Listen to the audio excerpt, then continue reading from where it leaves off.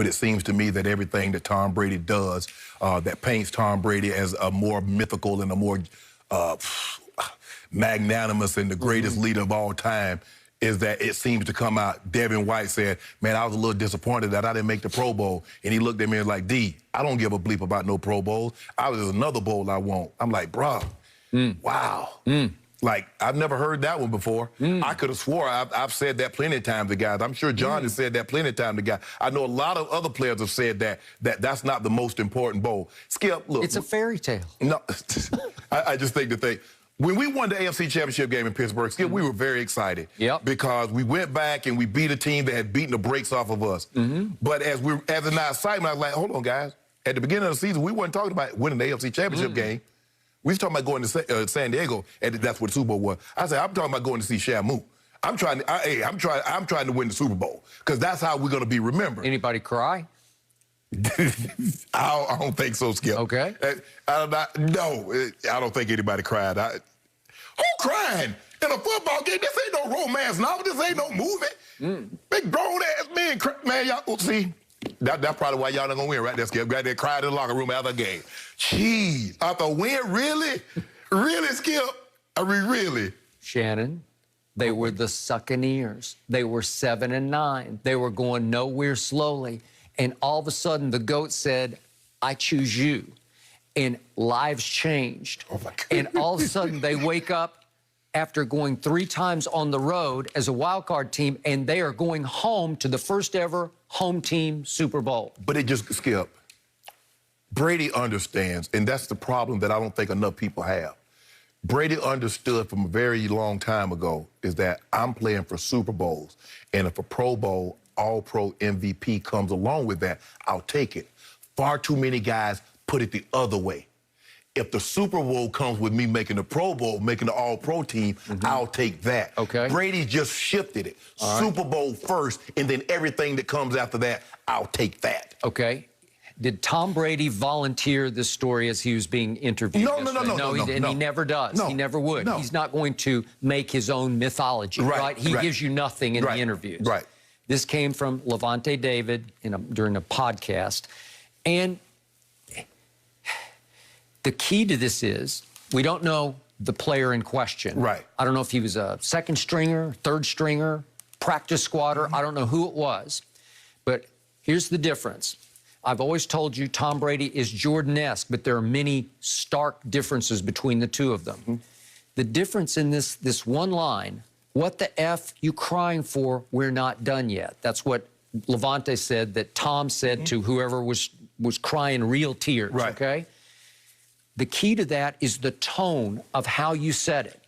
I believe Tom Brady asked it as a question. Why are you crying for? With some sympathy behind it. But you just know why he said it, Skip, because you said they were the Succaneers. Okay. They were just 7-9, and now we go from 7-9 and we in the Super Bowl. Okay, here's the difference between Brady and a guy I knew very well in Chicago because I covered him, Michael Jordan. He would have said the same thing in an incredibly different tone, a scathing tone, and it wouldn't have had a question mark after it. It would have been a declarative statement. What the fuck? You know, like, what are you doing? What are you crying for? You're right? Okay, so this is Michael Jordan versus Tom Brady in different styles, because one is the all-time good cop leader. Now, Tom will unleash on you in the, like on the bench, in the huddle. But it's coming from a place of love and respect that he has built slowly but surely in the time allotted, right? Yeah. Okay, but with Jordan, you were all over him for the documentary, right, The Last Dance, because he was abusive. Right. He was verbally abusive of everybody on that team, including Scottie Pippen. He would humiliate. He would annihilate players in practice, while in this case, Tom would never do that. Right. He would never try to show you up in front of your teammates. Am I right? Right. Okay. So in this case, Tom, you know, Levante didn't say it how Tom probably said it. So I'm going to give him I would love that he said it this way. If he said it in the tone that he could get away with saying it to somebody. I don't have a problem with him saying it. What I have a problem with him is that what happens in the locker room normally stays in the locker room. Right. Okay? So, in the end, are you saying you hate that he said this? No, I don't. Look, how Tom Brady motivates and gets that team ready to play, that's the only Tom Brady knows. He's been around them long enough. He kind of knows what to say, when to say it, and how to say it. But for me, Skip, what I've always tried to do, Skip, is that I've always tried to tell people, like, emotion is good, but control emotion is better. So when someone is feeling something, some happiness, I don't tell them they shouldn't feel that at that moment, because I don't know. I know what I felt, Skip, when I won the Super Bowl. Did I feel the same thing after I won the AFC Championship game? Not to the level that I felt the Super Bowl, because that's the ultimate prize. But getting there, after being so close, I mean, getting knocked out the year before in the divisional round, and finally get there, you're like, oh, man, now I get a chance. Because, Skip, there's nothing worse than getting knocked, I guess. Yeah, it is. That happened to me my second year in the league, getting knocked off the game before the Super Bowl. Because you're so close. You're so close. You're like, man, we going to the Super Bowl. We win this game, we going to the Super Bowl, and no, you're not. And like I said, I don't, like you said, you don't know who it was. I don't know who it was. But for them, maybe they played 7, 8, 9 years. Maybe, Skip, maybe this is their first time going to a Super Bowl. Okay. So, in the end, I don't think he's trying to create any new mythology about Tom Brady. I just think... But he did it. He didn't intend to, but he did. But it speaks to Tom Brady taking a team that had no idea how to win games at all and turning it into a Super Bowl team on the fly in a pandemic with no preseason. Well, that's Skip. I believe they would have been a wild card team at bare minimum last year if Jameis, instead of having 30 interceptions, has 15. Or if he has 20. If he throws 33 touchdowns with 20 picks, they're a wild card team.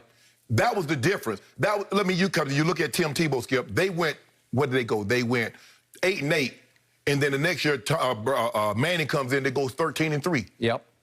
It's just, and Tom, look, we can't compare, just like we couldn't compare Tebow to Manning. We can't compare Jameis, but Tom understands. Tom understands moments and how to manage himself in moments and take opportunities that when they're presented, he maximizes those opportunities. So, like I said, for me, there are a lot of things that happen. Now, you talk about somebody that can write a bestseller, your boy. If I went back and wrote over my 14 years, no, let me take it back. From high school to college into my 14 years, Skip, guarantee you'd be a bestseller, New York Times bestseller. Guarantee you do 2 million copies. Really? Guaranteed. Well, why don't you do it? No, sir. Why not? There's certain things that it would happen in the locker room. It happened in that time. You leave it alone. You take it to your grave. Okay. So you're saying Levante David was out of line to even bring up the story? I just think things that happen in the locker room, just leave it in the locker room. Okay. Fair enough.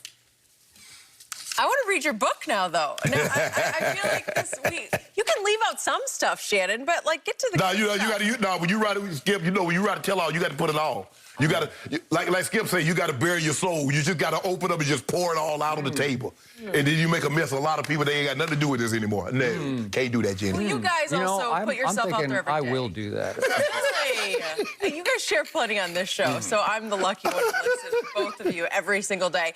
Question for you. Final drive to win the Super Bowl. Do you want Mahomes or Brady with...